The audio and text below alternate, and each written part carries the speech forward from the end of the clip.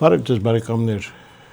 Փակ TV-ին հերթական թողարկումը սկսում է Մոսկվայից։ Հասկանում եք, որ այս օրերին ես արդեն Մոսկվայում եմ եւ մի քանի հանդիպումներ եմ ունեցել, բայց այսօրվա մեր հյուրը իսկապես այն բացառիկ անձնավորություններից, ում հետ ամեն անգամ հանդիպելուց հետո ես անձամբ ինչ որտեղ նաեւ ոգերում եմ, հավատում եմ, որ մեր վաղվա օրը այնքան էլ մշուշոտ չի, քանի որ այսօրվա իմ հյուրը մի անձնավորություն է, ով նույնպես շահագրգռված է, որ Հայաստանի Հանրապետությունը ունենա վաղվա պայծառ արևոտ օր։ Այդ անձնավորությունը Հայաստանի Հանրապետության Պաշտպանության նախկին նախարար գեներալ-մայոր Արշակ Կարապետյանն է։ Բարև ձեզ, պարոն Կարապետյան։ Բարև ձեզ, պարոն Ղուշյան։ Շատ ուրախ եմ այսօրվա հանդիպման համար եւ պիտի ասեմ, որ ամեն անգամ երբ ձեզ հետ զրուցում եմ, մի տեսակ հանգիստ եմ բաժանվում ձեզանից, հանգիստ այն առումով, որ իսկապես վաղվա օրը այնքան էլ մշուշոտ չի լինելու, որտեղ դուք լինելով չափից ավելի լավատեսմար, շատ հանգիստ, այսպես կարողանում եք մարդկանց տրամադրել դեպի լավը։ Ես պիտի ասեմ, որ ընդամենը մի քանի օր առաջ մեր ծրագրում ելույթ ունեցավ մեր հանրաճանաչ բժիշկներից մեկը նեյրովիրուս հասարակական հանրային գործիչ Մարինե Խաչատրյանը, ով ասաց, որ այս երկիրը այս ծանր իրավիճակից կարող են հանել միայն զինվորականները, որտեղ այնքան է ամեն ինչ խառնվել, այնքան է ամեն ինչ փչացվել, որ ուրիշ ճանապարհ չկա, միայն զինվորական կարգապահություն ունեցող մարդը, ով հասկանում է, թե ինչից հետո է կարող է այս երկիրը ինչ որտեղ նաև փրկել։ Ես անկեղծ ասած անմիջապես հիշեցի ձեզ, ասեցի դե ուրեմն իզուր չէ որ դուք այդ ճակատում եք եւ քանի որ դուք նաև համահայկական ճակատ շարժման առաջնորդն եք, բնական է որ Հայաստանի ճակատագիրը ձեզ համար շատ կարեւոր է։ Այ օրեր առաջ տեղի ունեցան Գյումրիի Փարաքարի ընտրությունները, որպես զինվորական եմ ձեզ դիմում։ Այդ ընտրությունների արդյունքների մասին նախ ինչ կասեք եւ արդյոք դրանք նման են ընտրությունների։ Պարոն Ղուշյան, ասեմ, որ շատ մեծ հարգանքով եմ վերաբերվում բժիշկներին եւ համարում եմ իրենց մեր ազգի, եթե կարելի է այսպես ասել, գիտական էլիտան, որտեղ եւ չեմ այդպես ասում, անձնական այսպես բաներ կա, անձնական շատ վերաբերմունք կա բժիշկներին, ինչի համար, որտեղ իմ մայրը բժիշկ է եղել, մանկաբույժ է եղել, եւ բանավանդ կին բժիշկներին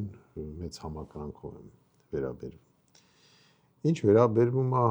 այն մտքի մասին,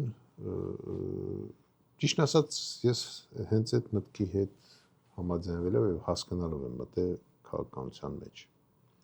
Իրականում ոչ մի խնդիր չունեի։ Ասենք ինձ համար հանգիստ ապրելու, կողքից նայելու, բայց չստացվեց լինեմ բալելշիկ էլի։ Այո, չստացվեց։ Դրա համար ստիպած մտա քաղաքականության մեջ, որ իմ դուրը իրականում հեշտ չի գալի քաղաքականություն, որտեվ Ունենց կներեք զզվանք բաներ եմ տեսել, այս կարճացը։ Ֆիքերի բանակը որ դե աշխատում։ Քանի որ դուք իմանում եք, որ ես ինչ որ տեղել շարունակում եմ մնալ բավականին տեղեկացված մարդ, իմանալով շատ իմ հարցեր քաղաքական գործիչների, պահվածքի, վարվելակերպի, իրենց անձնական իրական գնահատականները, որ իրենց մեջ իրենք տալիս են ամեն ինչին, երևույթներին, շատ իրոք շատ ծանր է այդ հարցերով զբաղվել, բայց զբաղվում ենք, առաջ են գնում։ Ինչ վերաբերում է Գյումրիին։ Ասեմ, որ ոնց որ թե մեր երկրի իշխանությունը մի բան էր, ոնց որ թե դրել իր առջև, որ լավ կարանի, ու ես վստահ եմ, որ դրանք կարան դա անեն, դա ընտրություն կազմակերպելն էր։ Ազնիվ ընտրություն, չգիտեմ, ընդ որ իրանք հա ասում են, բանից պարզվեց, էդ էլ չեն կարող անեն, որը իմ մոտ, եթե ես սենց ասեմ, 21 թվին եղավ ընտրություններ, բավականին կազմակերպված էր, ճիշտ է չեմ ասում, դե բաներ, ինչ որ շատ իդեալական ընտրություններ էր, բայց հիմնականում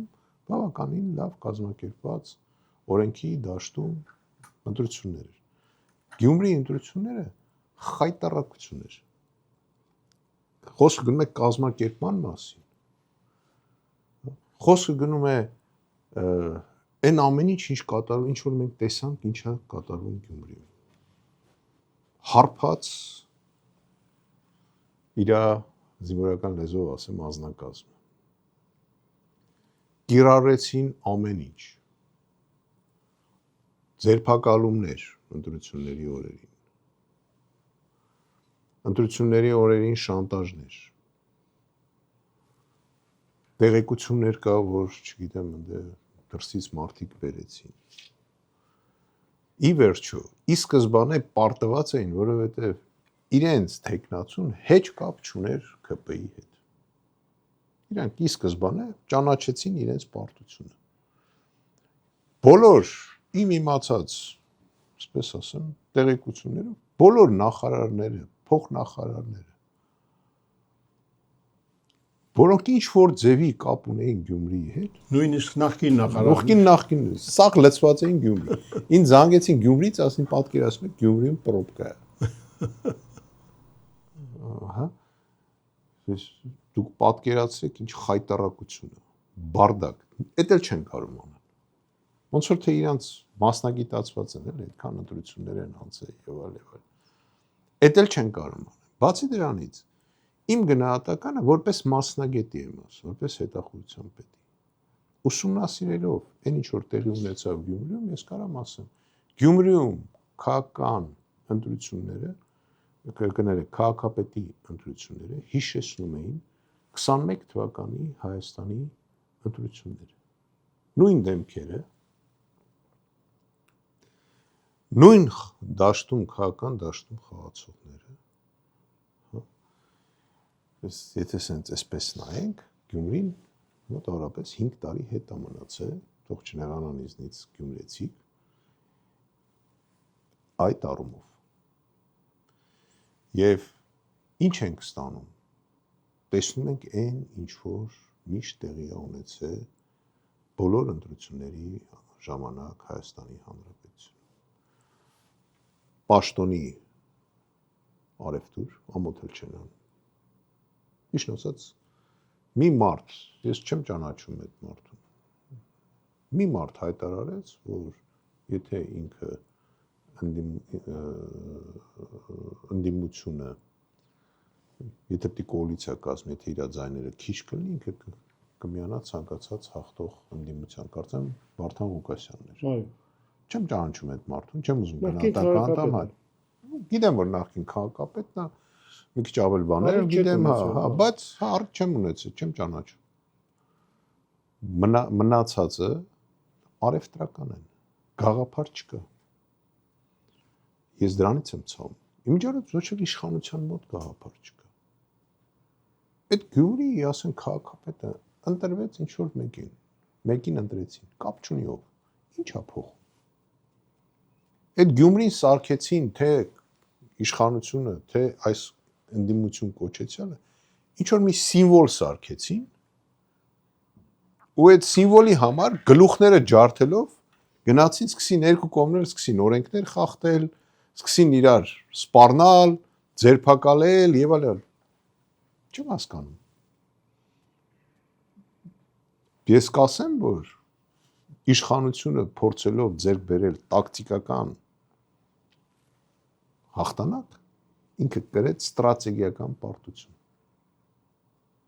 Կապ չունի հիմա ով է Գյումրիի քաղաքապետը, իրական։ Որտեղ ոչ մեկ կապ չունեն, ոչ մի կուսակցության հետ գաղափար չի աշխատել։ Եթե տեխնացուն ինչ որ կուսակցությունով ներկայացել է, դե հիմա քանի հոգի են ընդ այդ տեխնացուները։ Եթե հիմա ուզենք թվարկենք կուսակցությունները, չեն կարող։ Այո։ Չեն կարող, անձերի ընտրություն է եղել, գաղափար չի եղել։ Հա, անձերը ճիշտ խոսել են իհարկե, ոնց որ պետք է, բայց է անձ են ընտրել։ Ասում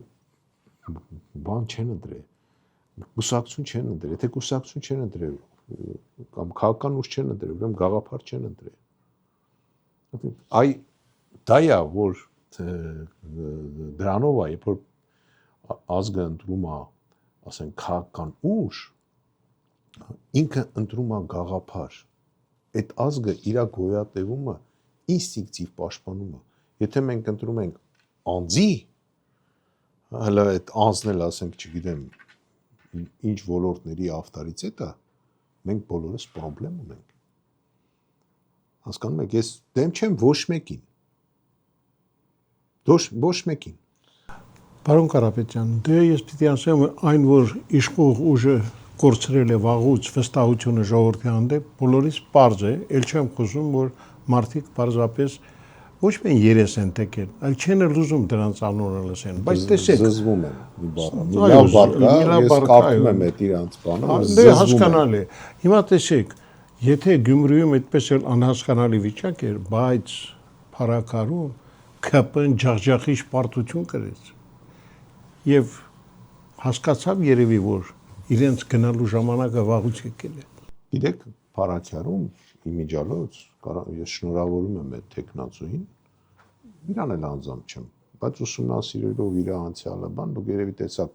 մեր հայտարարությունը, որ մենք ցույց տվեցինք իրան աջակցություն։ Ու մեր մասով ինչքան կարացանք, աշխատեցինք էլ։ Նույնիսկ մեր ուսակցության անդամներ այնտեղ էին գտնվում, աշխատում էին դաշտում, փորձում էինք սատար լինել եւ իսկ կոնկրետ ընտրության օրը նույնիսկ մերոնք եւ շտաբում են եղել իրենց բանն են հայտնել։ Ես իհարկե շնորհավորում եմ, բայց նորից եմ ասում հետեւյալը։ Նման խայտառակ ընտրություններ վերադառնալով Գյումրիին, ոնց որ Գյումրիում տեղի ունեցավ եւ ամբողջ պետական ներուժը Փառաքյարը մոռացան, արդեն գիտեք խի, իրանք սխալ տեղեկություն ունեին, որ Փառաքյարում իրանք ունեն 60%։ Դամար Փառաքյարով չզբաղվեցին։ Կարծում եմ այդ իրեն զեկուցողը շուտով խնդիրներ կունենա։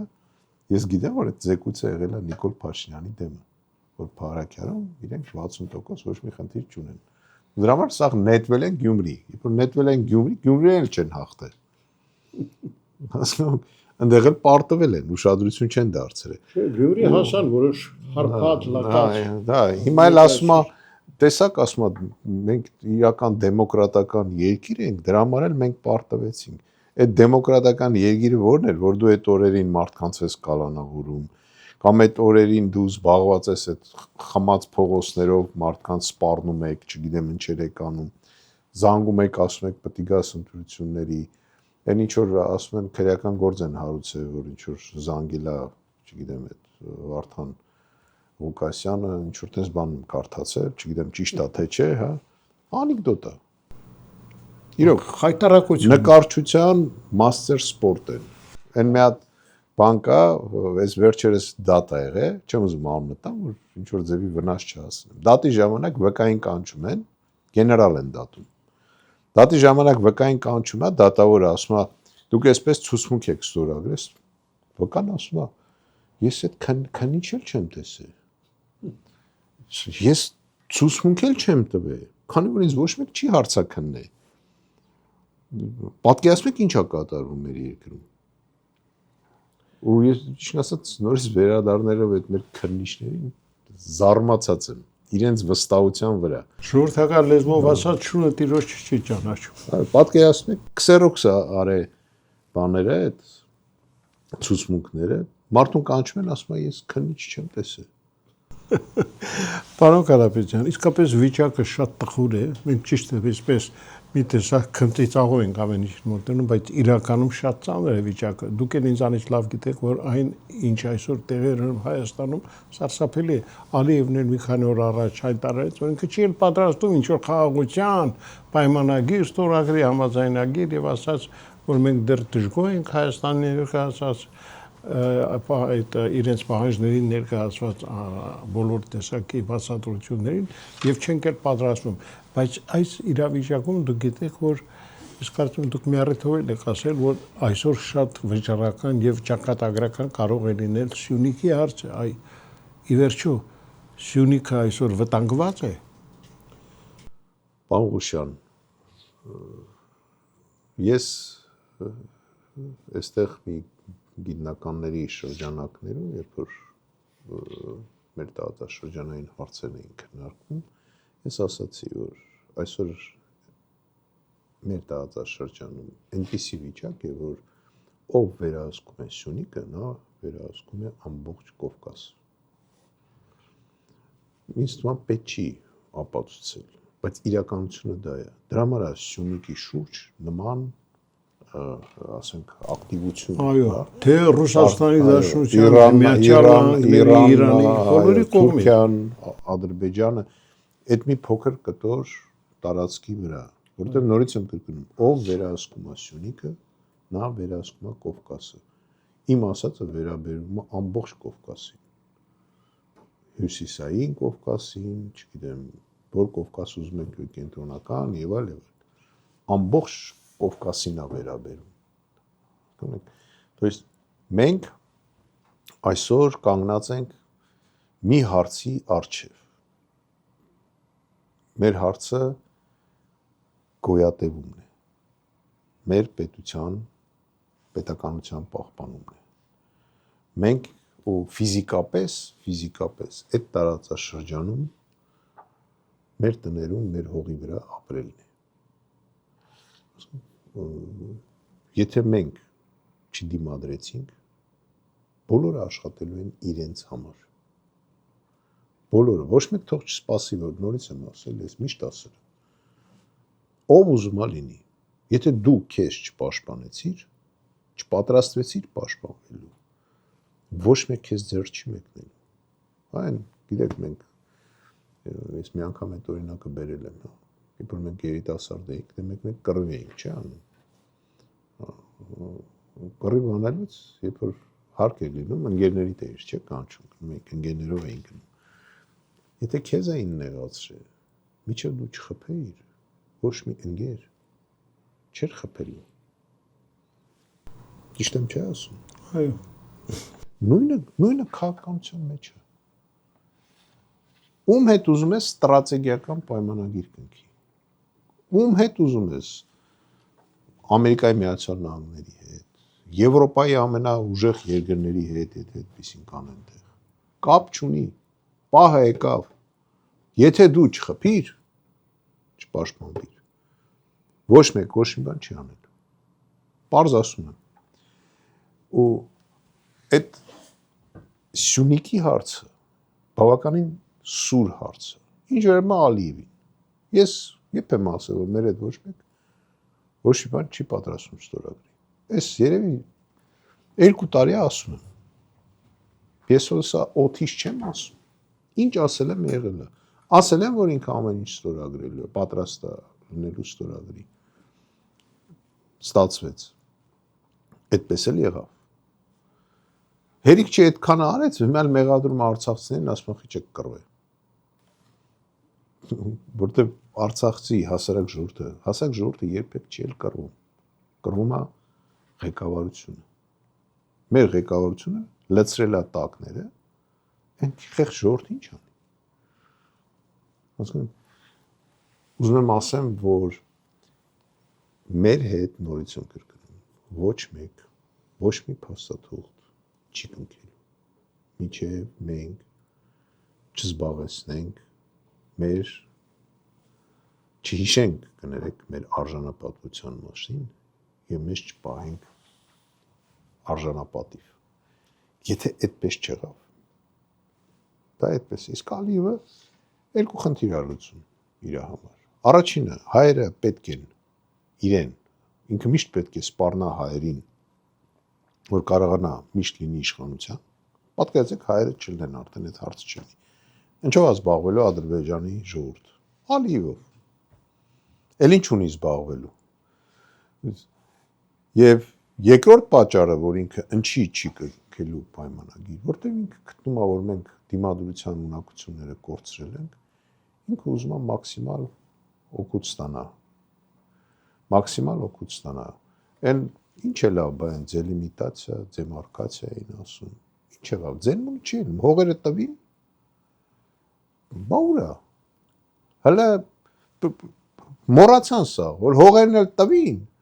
Հետո անցավ մի քանի ամիս, նոր ինչ որ բան ընդունեցին, են կանոնակարգ ընդունին։ Բայց ո՞նց եք պատասխան տալու։ Գիտեք, ձեր բրագից հեղինակային ծրագրում դուք շատ հետաքրքիր հարցեր եք միշտ բարձրացնում։ Իդեպ ասեմ, Հայաստանի ներկայ իշխանությունները ինչպես երևում է ուշադիր հետևում են ձեր բոլոր ելույթներին եւ պատահական չի, որ վերջերս վարչապետ ազգային ժողովում նույնիսկ այդ ծրագրի երևի հիման վրա սկսեց խոսել դպրոցներում անհրաժեշտ աշխատանքի մասին, կրթությունը թերի է, դպրոցներում աշխատանքները շատ թույլ են եւ մի խոսքով ուշադիր հետևելով դրա ելույթին երևի դուք էլ հասկացաք, որ իզուր չեն ձեր ելույթները այդ ծրագրով հեղինակային եւ այնտեղից ինչ որ բան գոնե փորձում են վերցնել, բայց տեղ հասնում է։ Պարոն Ղուշյան, մի բան ասեմ, ճիշտ ասած, ես իր ելույթները չեմ նայում, որտեղ չեմ կարող նայեմ։ Որտեղ գիտեք ինքը ինչ է, ինքը շոումեն է։ Ինքը թեմա է գցում ժողովրդի մեջ, ժողովուրդը քննարկել։ Կարող է հելնի, ասենք, մի ոնց ասեմ, չեմ ուզում այդ բառն ասեմ, կոպիտ բառ է, էլի, գիտեք որ ես անձնական չեմ վիրավորում, հա,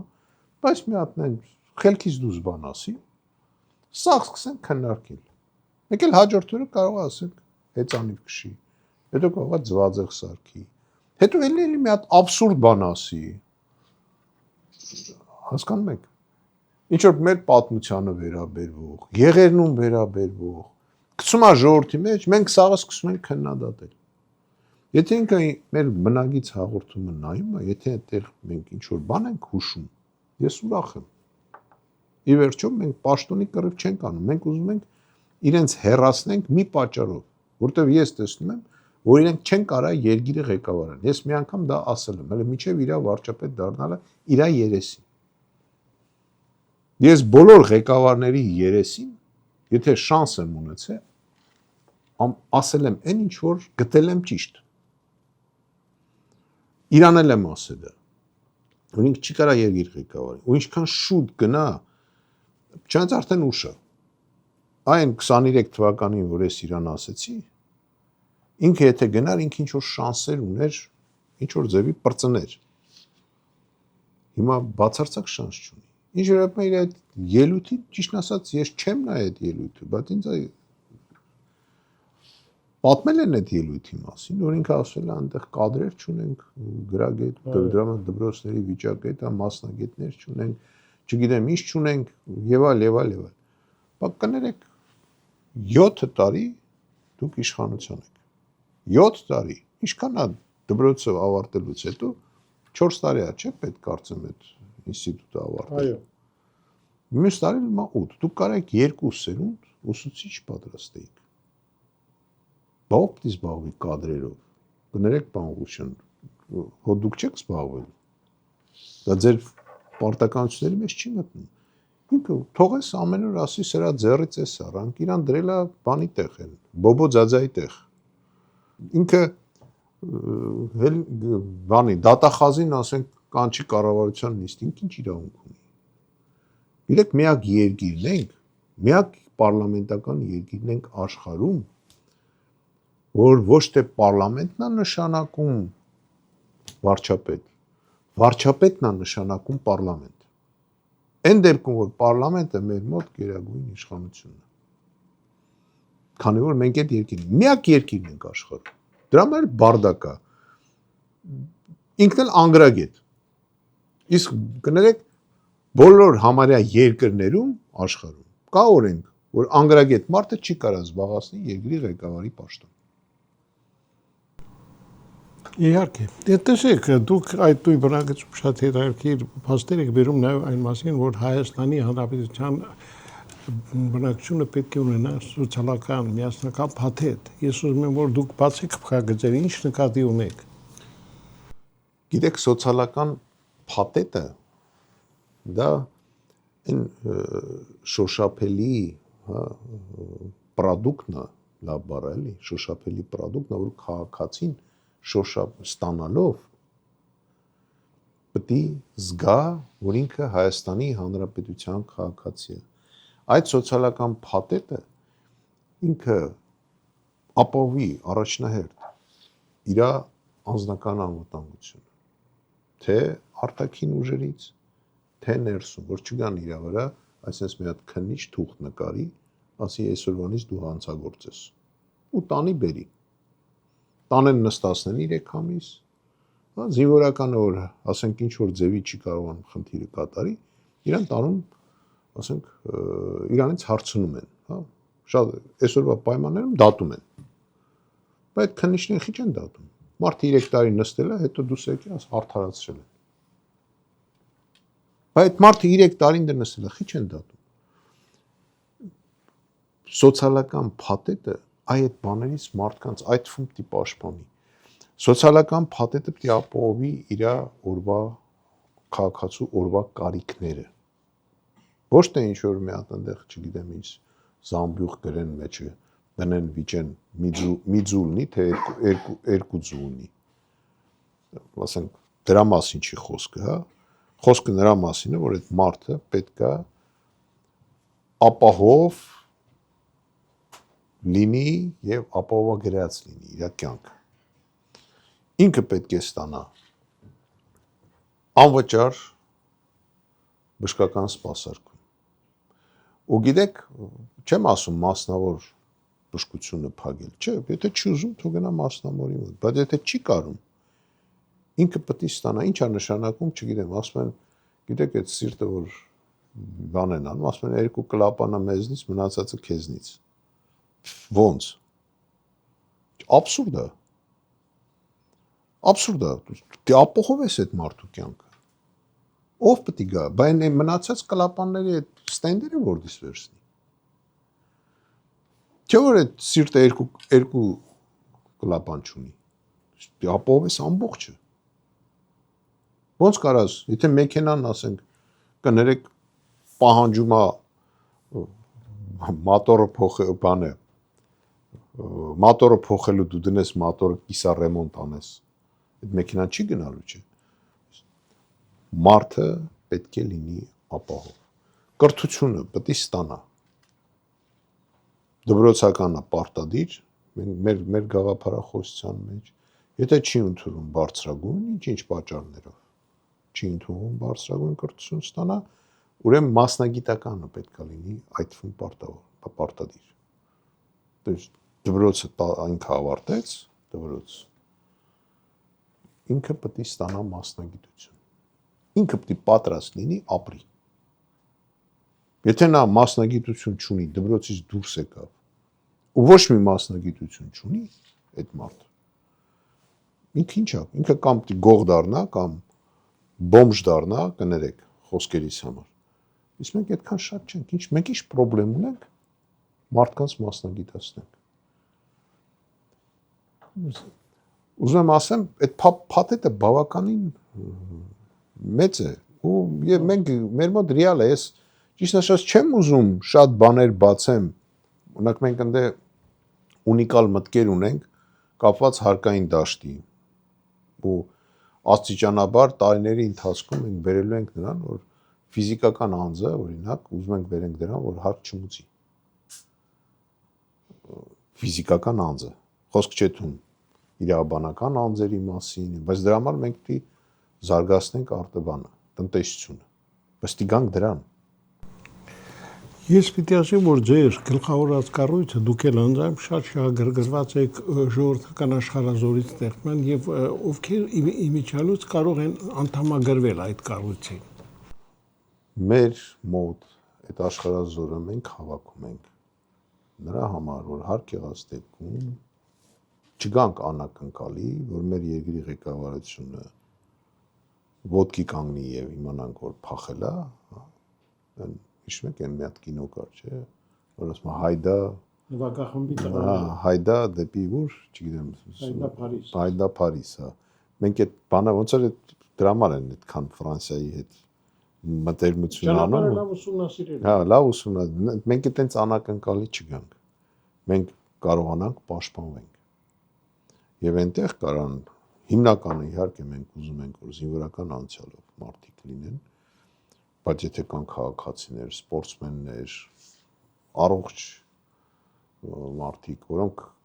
կարան ինչ-որ ձևի օգտակար լինեն այդ նման կասեի զինվորական կառույցի, նման է զինվորական, ինքը զինվորական չի, եւ հարկ եղած դեպքում մենք կարողանանք մեր սահմանները պաշտպանենք, անպայման պետք է բան անեն։ Երևի թե միանան այդ աշխարհազորին։ Բացի դրանից ճիշտ ասած զարմացած եմ, օրինակ զինվորական այդ բաների, սպաների, բաների մասով էլի։ Ну, նախքին որ ասենք այսօր, եթե դու տաքսի պետք է քշես, նոր ինձ ասում են ինչ որ նստել են մեր տղաներ նստել են տաքսի վարորդը եղել է փոխգնդապետ։ Ну, նախքին այսինքն սպայստազորի փոխգնդապետ։ Դե եթե դին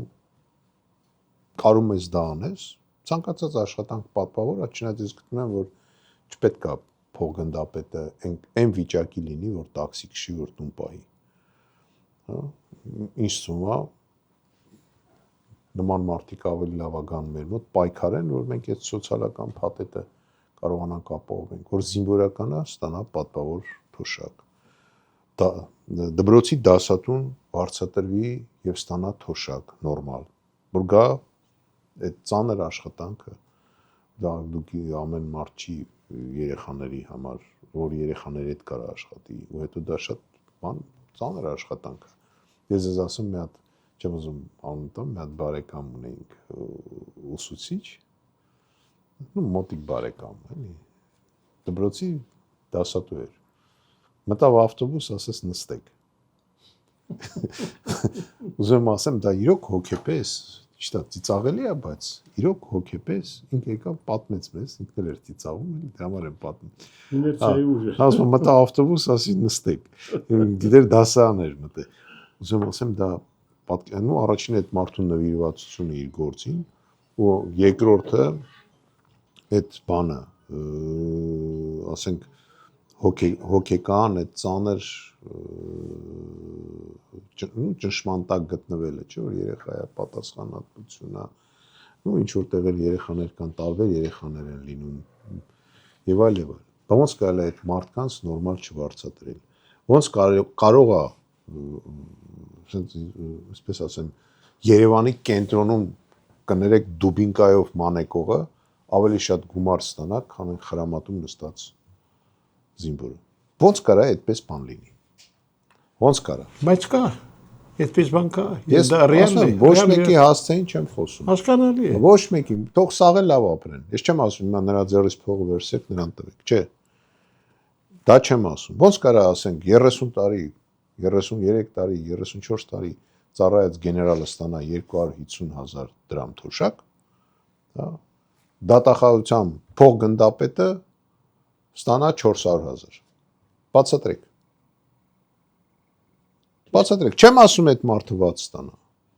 Նորից եմ կրկնում։ Չեմ ասում։ Անարդարություն ամենտեղ։ Ոնց կարելի է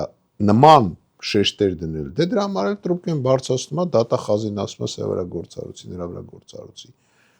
Ինքը չի մամ իր վրա այնքան գործ է հարուցվելու։ Այդ նույն դատախազների ձեռքով։ Նույն, որոնց ինքը դաստիարակել է։ Իդեպ ասեմ, որ վերլուծաբանների շատերն այն կարծիքին են, որ միայն իշխանափոխությունից հետո մարդիկ կիմանան ճշմարտությունը այս իշխանությունների մասին, բայց դուք արդեն մի քանի տարի այդ ճշմարտությունը ասում եք, բացարձակում եք, ես գիտեմ դրա համար էլ հալածում եք իհարկե։ Պարոն Օշյան, ասում եմ, բայց հավատացեք, հələ բան չեմ ասել։ Հա, հələ համարյա բան չեմ ասել։ Կգա ժամանակը փաստաթղթերով կասենք, փաստաթղթերով, իրանց զեկուցածներով, թե ինչ են զեկուցում Նիկոլ Փաշինյանին, կետ, ինչ են զեկուցում, ինչ են զեկուցում զինվորի մասին Նիկոլ Փաշինյանին գրում են հասարակ պայմանագրային զինվորի մասին, որ ինքը լավ չի վերաբերվում գործող իշխանությանը, ու գրում են պաշտպանության նախարարին, ասում են առաջարկում ենք այս մարդուն հանդեպ որոշում կայացնենք։ Պատկերացնում եք։ Չեն գրում, որ այդ զինվորը, ասենք, լավ պատրաստված չի, որ ինքը ապահով չի, որ կարողանա սահմանը պահպանել։ Գրում են, որ ինքը չի սիրում Նիկոլ Փաշինյանին։ Զորամասի համարներով, անուն ազգանուններով ամբողջը ունենք։ Ասում եմ, ես հələ բան չեմ ասել։ Նույնը վերաբերում է մյուս ծառայություններին։ Ես չեմ դնում, կան չէ, մարդիկ կան, որ ասենք ինչ որ փաստաթուղթ են ստանում, դուրս են գալի հաջորդ օրը էֆիրով ասում են։ Չէ, մենք այդպես չենք անում։ Ու հավատացեք, մեր մոտ օր չկա, որ մենք նման ցավալի տեղեկություններ տարբեր ոլորտներից չստանանք։ Օր չկա։ Ու մենք շատ հստակ այդ հարցերով զբաղվել են, իրանք իրենց գլխի գալիք չգիտեն։ Ուղղակի չեն իմանում։ Եթե ով որ թվում է, միջև այսօր չի հասկացել, որ այդ իշխանությունը փախնելու է, նա չի գնալու, նա փախնելու է։ Եթե մարդը PR անում իրան, որ իր մասին տպեն, չէ՞, ձերի տպում են, հասկանում եք։ Ձերի ինքը չի կարող, իրանք չեն կարող ոչ մի բան ոչ խոսեն, ոչ մի բան ոչ ներկայացնեն ժողովրդին, ոչ գաղափար կա իրանց մեջ, հասկանում եք, չկա, ոչ մի բան չկա, պաշտոնի կռիվ ու ինտրիգ են պահում, որ թերթերը ամեն օր գրեն։ Ուր կկողմնորոշվի, չգիտեմ, այս բոլտու գայքեն։ Որ ուզում ես կողմնորոշվի։ Այս իշխանությունը կենտրոնական որորը վարի գնաց, որորը գցեցինք, մենք անցնելու ենք նախագահական ընտրությունների եւ բոլոր քաղաքապետերը լինելու են նշանակովի։ Պարոն Կարապետյան, իսկապես շատ հետաքրքիր փաստեր կան, որ դուք չեք ուզում այսօր, չգիտեմ, բացել փակագծերի միջև վերջ,